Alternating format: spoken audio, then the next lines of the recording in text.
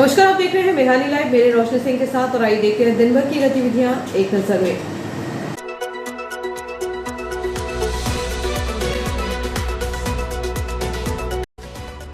इस हेडलाइन के प्रायोजक है नर्मदांचल का स्वर्ण धाम गोठी ज्वेलर्स, सराफा बाजार, इटारसी। संगठन सृजन से कांग्रेस ने फूका बिगुल, 80 नए सदस्यों की ज्वाइनिंग से दिखाया जमीनी दम। पूर्व सीएमओ पर कसा शिकंजा, प्रमुख सचिव को कार्रवाई के निर्देश। ऑनलाइन चिमनी इंस्टॉलेशन के नाम पर अवैध वसूली की, वकील ने पुलिस से की शिकायत। वेतन विसंगति और जीपीएफ को लेकर वाल्मीकि समाज मुखर, नगरपालिका सीएमओ को सौंपा ज्ञापन। पुरानी इटारसी में तेज रफ्तार बस ने शिशु रोग विशेषज्ञ की कार को मारी जोरदार टक्कर।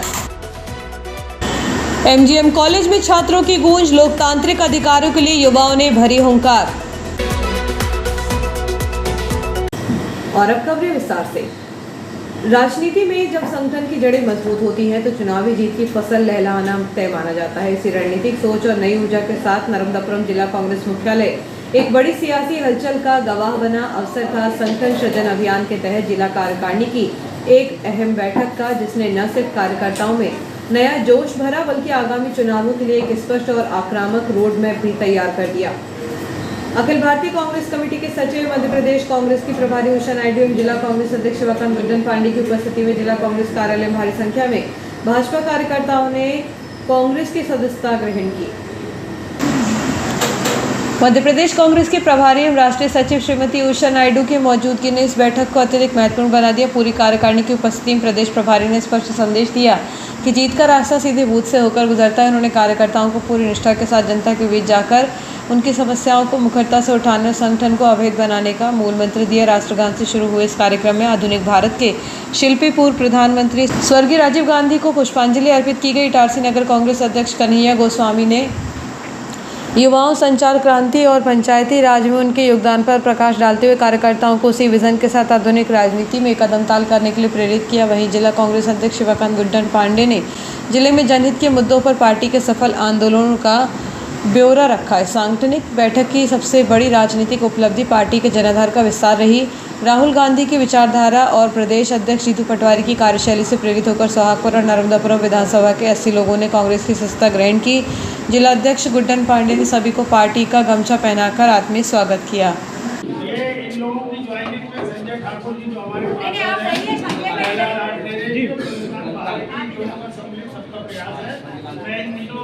हमारे कर्मठ कांग्रेस साथियों को बहुत बहुत आभार प्रकट करता हूँ, जो लगातार गांव-गांव में सक्रिय होकर कांग्रेस की अलग जगा रहे हैं।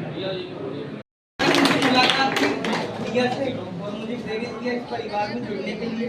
मेरे साथ साथ मेरे सभी मेरे भाई बहन, मेरे मित्र हैं, तो सभी यहाँ पर उपस्थित हैं मेरे साथ में। दो पंक्तियों से अपनी बात को खत्म करना चाहूँगा कि तेरे तरकश में जितने तीर हैं तू सब चलाकर देख ले, एक बार नहीं 1000 बार आजमा कर देख ले, और जीतेंगे तो हम ही, तू चाहे शतरंज के हर कोने में वजीर सजा कर देख ले। ये प्रेरणा है कि पहली बार उन्होंने कांग्रेस के गमछा पहना और कब 2 साल। नर्मदापुरम की बैठक में पहले नायडू के इटारसी आगमन पर इटारसी में भी कांग्रेस का उत्साह चरम पर दिखा।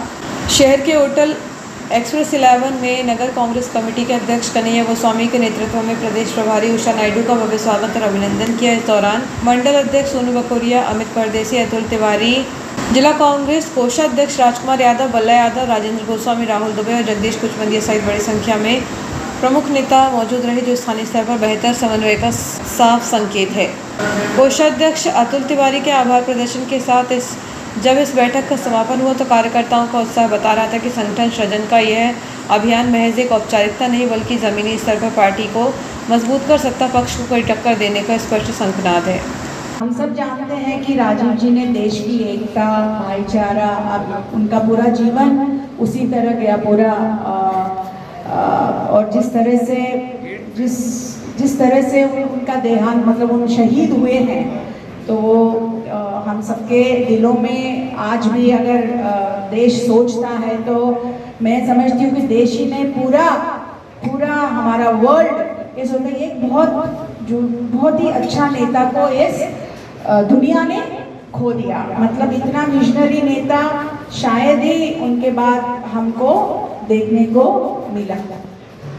और आज जो जेन जी के बच्चों का जो आंदोलन, क्योंकि हम सब कांग्रेसी थे, तो ये जो पिछले 10-15 साल से जो हम सबके दिलों में एक डर पैदा किया, जो डर कभी नहीं रहता था, जब भी वीडियो नहीं निकालो, जब भी। और हमारे मध्य प्रदेश की सेहत प्रभारी और मैं बोलूँ जुझारू नेता, क्योंकि ऐसा कोई दिन नहीं आता है कि कभी सवेरे 7 बजे फोन आ जाता है या 8 बजे फोन आ जाता है, तो मैं समझ जाता हूँ उनकी का फोन है। और उनके मन में भी है कि मध्य प्रदेश और खासकर नर्मदा जिले में कांग्रेस अब जो शून्य हम लोग बनाए हुए हैं वो शून्य से आगे बढ़े। तो ऐसी जुझारू नेत्री का मैं यहाँ सम्मान और स्वागत करता हूँ। संगठन महासचिव मधुसूदन यादव जी, नगर अध्यक्ष कन्हैया गोस्वामी जी और आप सभी लोगों को, एनजी को लड़के आज के आए हैं, लेकिन तो जब प्रधानमंत्री जेटली आए और 18 साल की उम्र में उन्होंने जैन जी को मतदाता करने की पात्रता दे दी थी, मतदान करने की पात्रता दे दी थी। तो मैं चाहता हूँ कि राजीव जी को हम लोग हमेशा हमारे दिल में बसाए रखें, उनकी याद में हमेशा हम अपने उनकी याद सजोल रहे। और दीदी आप याद करें कि राजीव जी ने कंप्यूटर क्रांति लेके आए, 18 साल के बच्चों को मतदान करने की पात्रता दी, और ऐसे राजीव जी को हम बहुत जन्मदिन की बधाई देते हुए सत नमन करते हैं। और जो आज जो लोग शामिल हो रहे हैं बीजेपी से कांग्रेस में, उन सबको भी मैं बधाई देता हूं कि आप लोग ऐसे शुभ दिन में कांग्रेस में शामिल हो रहे हैं। हम लोगों को मजबूत करने के लिए हम लोग आने वाले समय में बहुत अच्छा परफॉर्मेंस नर्मदा जिले में करेंगे। धन्यवाद। शहर में साइबर अपराध का एक गंभीर मामला सामने आया है। शहर के नेहरूगंज इलाके में रहने वाले एक व्यक्ति को साइबर जालसाजों ने अपना शिकार बनाते हुए उसके बैंक खाते से लगभग 1 लाख रुपए की मोटी रकम पार कर दी है। पुलिस ने अज्ञात आरोपियों के खिलाफ धोखाधड़ी का मामला दर्ज कर जांच शुरू कर दी है। पुलिस थाने में दर्ज कराई गई रिपोर्ट के अनुसार पीड़ित शादिक मोहम्मद उम्र 41 वर्ष, पिता शेख गुलाम मोहम्मद, वार्ड नंबर 25 नेहरूगंज के निवासी हैं। जानकारी के मुताबिक यह साइबर ठगी 19 मई से 22 मई के बीच की गई। अज्ञात साइबर अपराधियों ने पीड़ित के बैंक खाते में सेंधमारी की और सिलसिलेवार तरीके से खाते से कुल 99,803 रुपये निकाल लिए। जब पीड़ित को अपने साथ हुई इस धोखाधड़ी का एहसास हुआ तो उन्होंने तुरंत पुलिस से संपर्क किया। पीड़ित ने 19 अगस्त की शाम इटारसी थाने में पहुंचकर अपनी शिकायत दर्ज कराई। पुलिस ने मामले की गंभीरता को देखते हुए तुरंत FIR दर्ज कर ली है। पुलिस बैंक ट्रांजैक्शन की डिटेल्स और डिजिटल फुटप्रिंटर्स खंगाल रही है ताकि ये पता लगाया जा सके कि पैसा किन खातों में ट्रांसफ़र किया गया है। पुलिस ने आम जनता से भी अपील की है कि वे किसी के साथ अपना OTP, बैंक पासवर्ड या कोई भी जानकारी साझा न करें और संदिग्ध लिंक्स पर क्लिक करने से बचें। शहर के पुरानी इटारसी क्षेत्र में एक तेज रफ्तार बस ने लापरवाही पूर्वक चलते हुए एक खड़ी कार को जोरदार टक्कर मार दी। ये क्षतिग्रस्त कार शहर के जाने माने शिशु रोग विशेषज्ञ डॉक्टर रवि टिकरिया की है। पुलिस ने मामले में संज्ञान लेते हुए फरियादी डॉक्टर की शिकायत पर आरोपी बस चालक के खिलाफ प्रकरण दर्ज कर उसकी तलाश शुरू कर दी है। हादसा पुरानी इटारसी से सूखा सरोवर मेन रोड पर हुआ। मालवीगंज निवासी शिशु रोग विशेषज्ञ डॉक्टर रवि टिकरिया का पुरानी इटारसी में भी एक क्लिनिक है। पुलिस को दी गई शिकायत के अनुसार उनकी ग्रे रंग की Creta car MP 04 ZK 2403 main road पर खड़ी हुई थी। इस दौरान तेज रफ्तार बस क्रमांक TN 6345 के चालक ने लापरवाही से वाहन चलाते हुए कार में जोरदार टक्कर मार दी, जिससे गाड़ी को काफ़ी नुकसान पहुंचा है। हादसे के अगले दिन डॉक्टर टिकरिया ने इटारसी थाने पहुंचकर घटना की शिकायत दर्ज कराई। पुलिस ने फरियादी डॉक्टर रवि टिकरिया की रिपोर्ट पर अज्ञात आरोपी बस चालक के खिलाफ अपराध दर्ज कर लिया है। पुलिस जाँच में यह बात सामने आई है कि मामले में जुड़े बस चालक को जो मोबाइल नंबर मिला है वह किसी शुक्ला के नाम से दर्ज है। पुलिस अब गाड़ी के नंबर और इस मोबाइल नंबर के आधार पर आरोपी की सरगर्मी से तलाश कर रही है। नर्मदापुरम विधायक डॉक्टर सीताशरण शर्मा ने अपने कार्यालय में अनुसूचित जनजाति मोर्चा से जुड़े नवनियुक्त पदाधिकारियों एवं कार्यकर्ताओं को अपने कार्यालय बुलाकर उनका सम्मान किया। कार्यालय में आयोजित इस भेंट के दौरान विधायक डॉक्टर सीताशरण शर्मा ने सभी का स्वागत कर उनका हौसला बढ़ाया। नवनियुक्त पदाधिकारियों ने कहा कि विधायक से मिला मार्गदर्शन और विश्वास अनुसूचित जनजाति वर्ग के सभी साथियों के सार्वजनिक जीवन के सफर को और अधिक ऊर्जावान बनाएगा। क्षेत्र के विकास और समाज सेवा के पथ पर आगे बढ़ने का संकल्प दोहराते हुए सभी कार्यकर्ताओं ने पूरे निष्ठा, ईमानदारी और लगन से अपने दायित्वों का निर्वहन करने का विश्वास दिलाया। इस अवसर पर समस्त नवनियुक्त पदाधिकारी एवं कार्यकर्ताओं ने विधायक के प्रति धन्यवाद एवं कृतज्ञता व्यक्त की। नर्मदापुरम विधायक डॉक्टर शीतल चरण शर्मा ने अपने कार्यालय में अनुसूचित जनजाति मोर्चा से जुड़े नवनियुक्त पदाधिकारियों एवं कार्यकर्ताओं को बुलाकर उनका सम्मान किया। शहर को स्वच्छ, सुंदर और व्यवस्थित बनाने के साथ साथ नागरिकों की समस्याओं को त्वरित निराकरण के लिए इटारसी नगरपालिका प्रशासन लगातार मैदानी स्तर पर सक्रिय है। नगरपालिका अध्यक्ष पंकज चौधरी के मार्गदर्शन और मुख्य नगरपालिका अधिकारी सुरेखा जाटव के नेतृत्व में शहर के विभिन्न वार्डों और बाजारों में सघन निरीक्षण अभियान चलाया गया। सीएमओ सुरेखा जाटव ने नगरपालिका की टीम के साथ विभिन्न वार्डों का दौरा किया। इस दौरान उन्होंने सीएम हेल्पलाइन से प्राप्त शिकायतों की ज़मीनी हकीकत जाने और संबंधित अधिकारियों कर्मचारियों को आवश्यक निर्देश देते हुए मौके पर ही समस्याओं का निराकरण करवाया। साथ ही विभागीय अमले को शिकायतों को समय सीमा और पूरी गंभीरता के साथ सुलझाने के सख्त निर्देश दिए। स्वच्छता शाखा की टीम ने बाजारों में निरीक्षण के दौरान नियम तोड़ने वालों पर सख्ती दिखाई। पोस्ट ऑफिस वाली लाइन और जयस्तंभ चौक बाजार क्षेत्र में गंदगी फैलाने वाले 3 दुकानदारों पर कुल 2,500 रुपये की चालानी कार्रवाई की गई। कार्रवाई के दौरान नगरपालिका प्रशासन ने दुकानदारों को समझाइश दी कि कचरा सड़क या नाली में न डालें, केवल कचरा गाड़ी का ही उपयोग करें, सिंगल यूज प्लास्टिक का उपयोग पूरी तरह से बंद करें और दुकानों के सामने किसी प्रकार का अतिक्रमण न करें। प्रशासन ने स्पष्ट चेतावनी दी कि दोबारा गंदगी फैलाते हैं या नियमों का उल्लंघन करते पाए जाने पर सख्त कार्रवाई की जाएगी। वाल्मीकि समाज ने सफाई कर्मचारियों की विभिन्न लंबी समस्याओं को लेकर नगरपालिका कार्यालय में मुख्य नगरपालिका अधिकारी सुरेखा जाटव से मुलाकात की और उन्हें एक ज्ञापन सौंपा।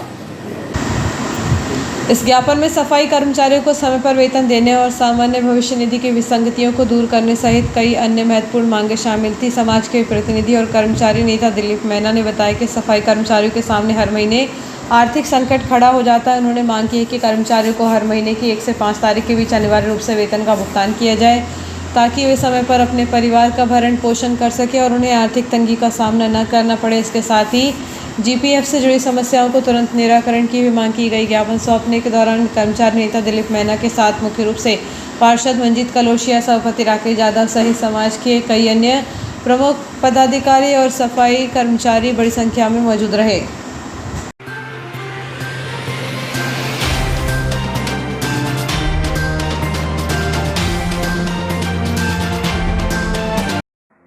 हर गहना नहीं होता बस एक आभूषण, कभी बनता है परंपरा तो कभी बनता है प्यार की पहचान। गोठी ज्वेलर्स, नर्मदांचल का स्वर्ण धाम इटारसी, जहां हर डिजाइन में झलकती है शुद्धता, विश्वास और कारीगरी। शादी हो या हो त्योहार या कोई खास पल, यहाँ हर गहना कहता है तुम सबसे खास हो। गोठी ज्वेलर्स, जहां सोने से ज्यादा दमकता है आपका विश्वास। नर्मदांचल का गर्व, इटारसी की पहचान। गोठी ज्वेलर्स इटारसी, हर गहना एक कहानी, शुद्धता में विश्वास, कारीगरी में कमाल, जहां हर डिजाइन कहे तुम सबसे खास हो। तो एक बार जरूर विजिट करें नर्मदांचल का स्वर्ण धाम Gothi jewellers Itarsi. Dayal multi speciality hospital, शहर का सबसे अत्याधुनिक सुविधाओं वाला hospital. Dayal multi speciality hospital railway कर्मचारियों की सेवा में अब 24 घंटे तत्पर। रेलवे कर्मचारियों के लिए अब 24 घंटे 7 दिन स्वास्थ्य सुविधाएं उपलब्ध। यहाँ सभी प्रकार की बीमारियों का संपूर्ण इलाज किया जाता है। इमरजेंसी की स्थिति में तुरंत दयाल हॉस्पिटल से संपर्क करें।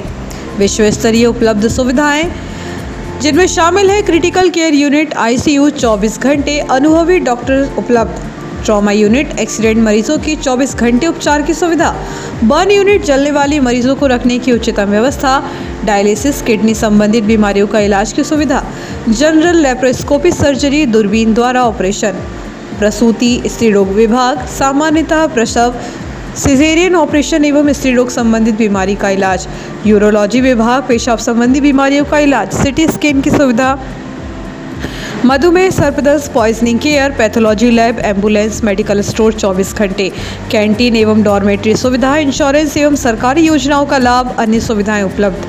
महानगरों जैसी इलाज की सुविधा अब Dayal multi speciality hospital Itarsi में उपलब्ध। Dayal multi speciality hospital near BSNL office Itarsi.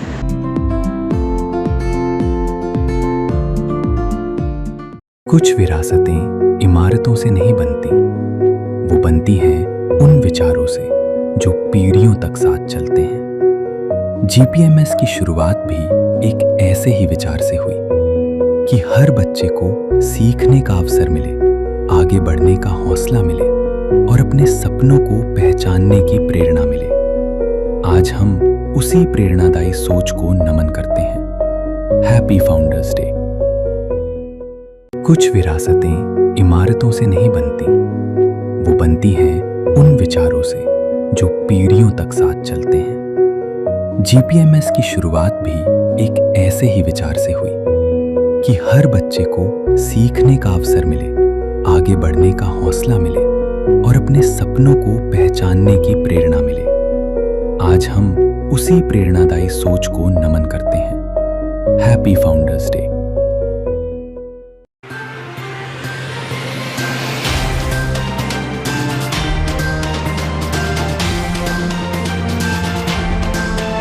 Break के बाद एक बार फिर बढ़ते हैं आगे। संबोधित करते हुए इंडियन यूथ कांग्रेस के राष्ट्रीय प्रवक्ता गुफरान अंसारी ने युवाओं और छात्राओं से अपने लोकतांत्रिक अधिकारों के प्रति जागरूक होने का आह्वान किया है। उन्होंने 22 अगस्त को पुणे में नेता प्रतिपक्ष राहुल गांधी के नेतृत्व में होने वाले बड़े कार्यक्रम से जुड़ने और आधी आबादी के आवाज़ को मजबूती देने की अपील की है।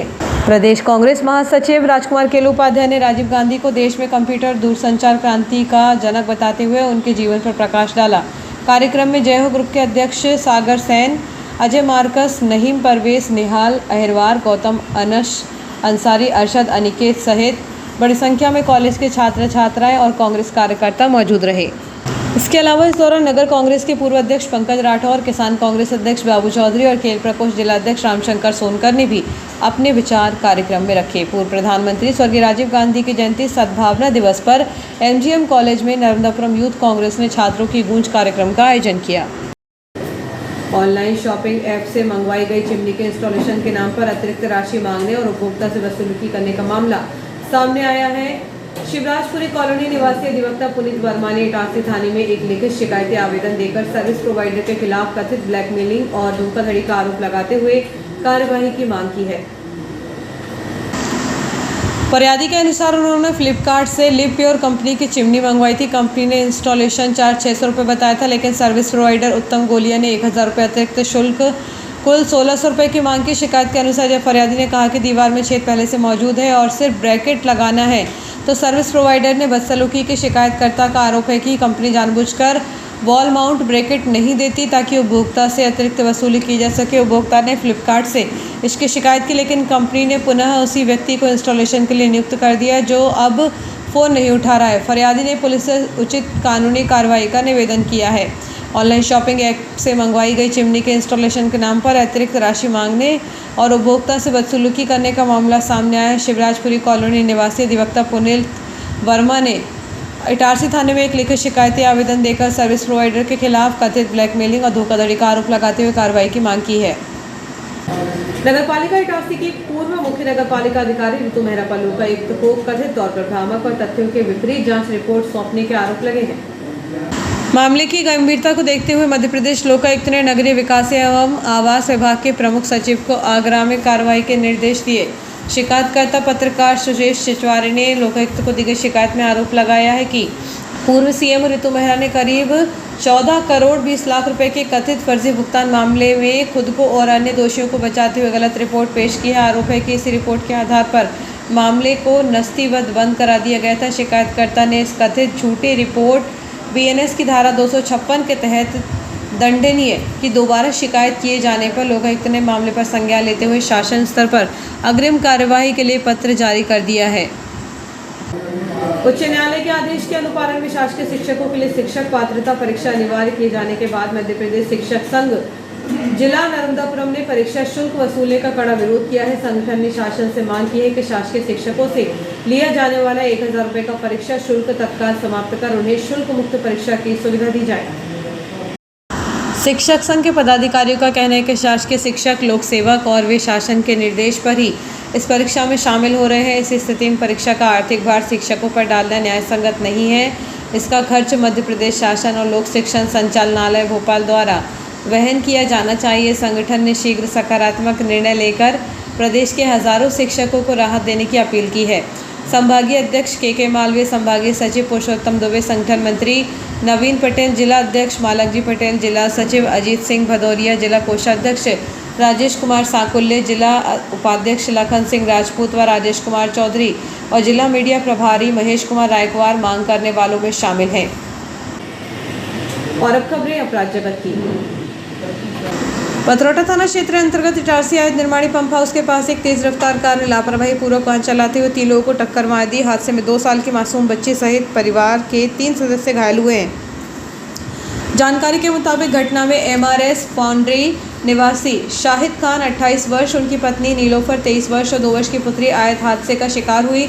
आयत निर्माणी इटारसी स्थित RMSP हाउस के पास कार MP04 ZSS 4609 के चालक ने तेजी व लापरवाही से वाहन चलाते हुए उन्हें जोरदार टक्कर मार दी। घटना के अगले दिन 19 अगस्त को दोपहर 1:45 बजे पीड़ित शाहिद खान ने पथरौटा थाने पहुंचकर मामला दर्ज कराया है।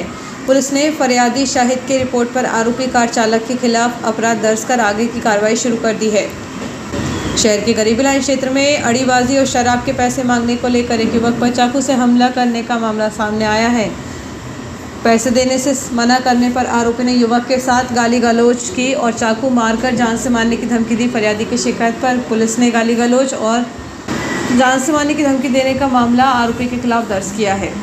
पुलिस के अनुसार खेड़ा निवासी मोहित यादव 20 वर्ष को रेलवे पुलिया के पास रहने वाले आरोपी बादल कुछ बंदियों ने रोक लिया और अड़ीबाजी करते हुए उससे पैसे मांगने लगा। जब मोहित ने पैसे देने से मना किया तो आरोपी गाली गलौज पर उतर आया और चाकू से मोहित की पसली के पास वार कर दिया। वारदात के बाद पीड़ित मोहित यादव ने इटारसी थाने पहुंचकर मामला दर्ज कराया है।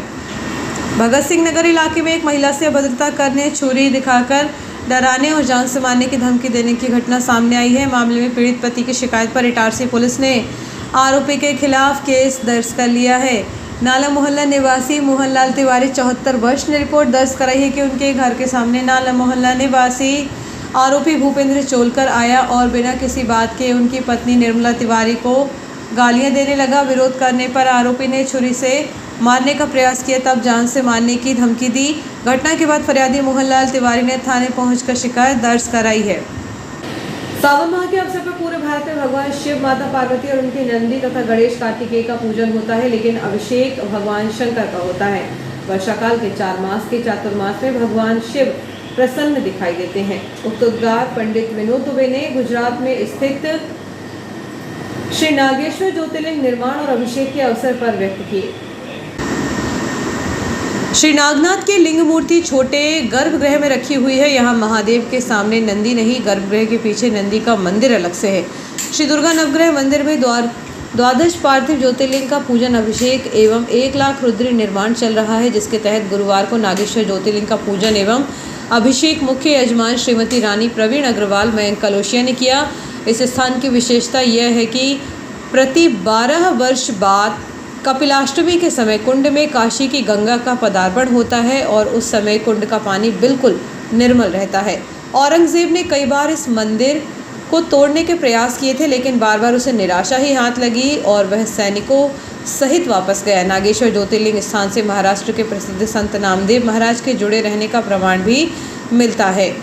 नागेश्वर ज्योतिर्लिंग के संदर्भ में पंडित विनोद दुबे ने कहा कि दक्ष प्रजापति ने अश्वमेध करवाते समय अपने दामाद भगवान शिव को निमंत्रण नहीं दिया था। पार्वती जब अपने पति शिव के मना करने के बाद भी अपने पिता दक्ष के यहाँ पहुँचे और उन्होंने वहाँ देखा उनके पति भगवान शिव का स्थान अन्य देवताओं के साथ नहीं है, तब वे क्रोधाग्नि में जली और अपने शरीर की आहुति दे दी। भगवान शंकर इस बात से अत्यंत दुखी हुए और अमरदक नाम की एक विशाल झील के तट पर आकर रहने लगे। भगवान शिव ने यहाँ पर अपने शरीर को भस्म कर डाला। कुछ समय बाद वनवासी पांडवों ने उस अमरदक झील के परिसर में अपना आश्रम बनाया। उनकी गाय पानी पीने के लिए झील पर आती थी। पानी पीने के उपरांत वे अपने शरीर से दुग्ध धाराएं बहाकर झील में अर्पित करती थी। पंडित विनोद दुबे ने कहा कि एक दिन भीम ने यह चमत्कार देखा और अपने बड़े भाई धर्मराज युधिष्ठिर को सारा वृतांत बताया। तब धर्मराज युधिष्ठिर ने कहा कि निश्चित ही कोई दिव्य देवता निवास कर रहा है। फिर पांडवों ने झील का पानी हटाना शुरू किया। तब झील के मध्य में पानी इतना गर्म था कि वह उबल रहा था। तब भीम ने हाथ में गदा लेकर झील के पानी पर 3 बार प्रहार किया। तब पानी तत्काल हट गया। उसी समय पानी की जगह भीतर से खून की धाराएं निकलने लगीं और भगवान शिव का दिव्य ज्योतिर्लिंग झील की तलहटी पर दिखाई दिया, जिसे नागेश्वर ज्योतिर्लिंग के रूप में स्थापित किया गया। अब भी लाखों श्रद्धालु नागेश्वर ज्योतिर्लिंग के दर्शन करने यहां आते हैं। ज्योतिर्लिंग पूजन में प्रतिदिन 7 पवित्र नदियों का जल एवं अरब सागर का जल अभिषेक हेतु आ रहा है। आचार्य पंडित सत्येंद्र पांडे एवं पंडित पीयूष पांडे पूर्ण सहयोग कर रहे हैं। शुक्रवार को काशी विश्वनाथ ज्योतिर्लिंग के पार्थिव स्वरूप की पूजन एवं रुद्राभिषेक किया जाएगा।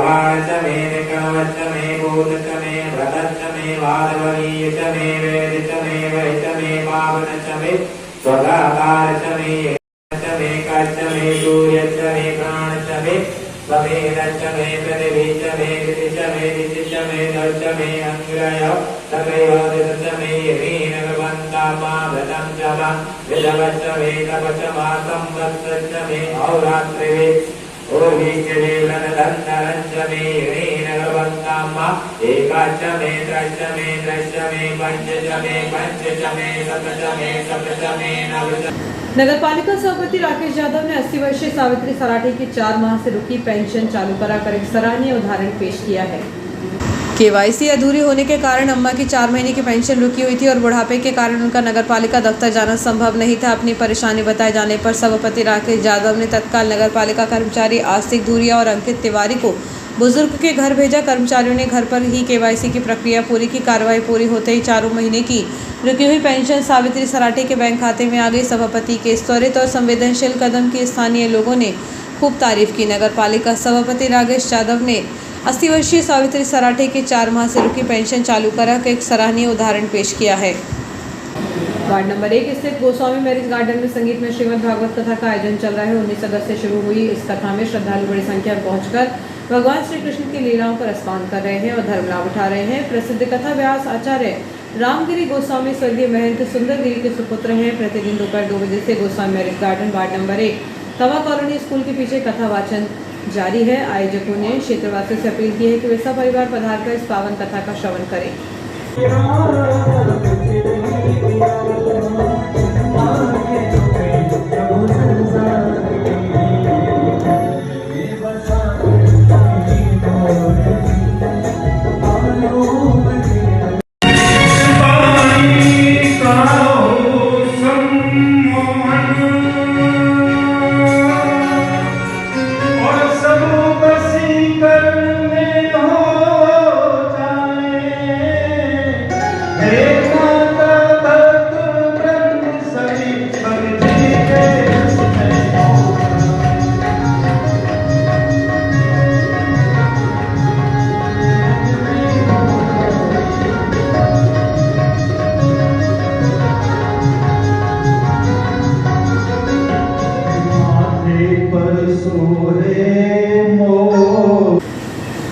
नर्मदापुरम जिले में शिक्षा व्यवस्था और स्कूलों की अधोसंरचना को सुदृढ़ करने के उद्देश्य से जिला मॉनिटरिंग समिति की एक महत्वपूर्ण बैठक आयोजित की गई। कलेक्टर सोमेश मिश्रा की अध्यक्षता में संपन्न हुई इस बैठक में सांदीपनी पीएमसी उत्कृष्ट और आदर्श विद्यालयों के कामकाज की विस्तृत समीक्षा की गई। और आइए देखते हैं दिन भर की गतिविधियां एक बार फिर।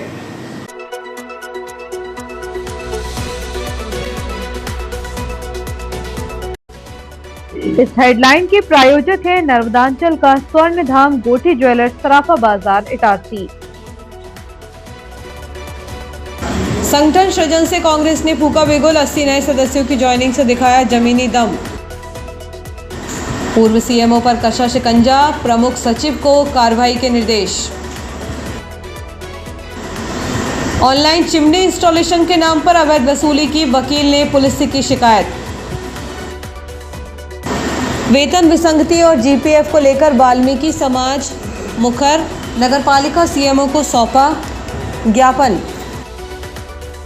पुरानी इटारसी में तेज रफ्तार बस ने शिशु रोग विशेषज्ञ की कार को मारी जोरदार टक्कर। एमजीएम कॉलेज में छात्रों की गूंज, लोकतांत्रिक अधिकारों के लिए युवाओं ने भरी हुंकार। फिलहाल के लिए इतना ही, आगे दीजिए, नमस्कार।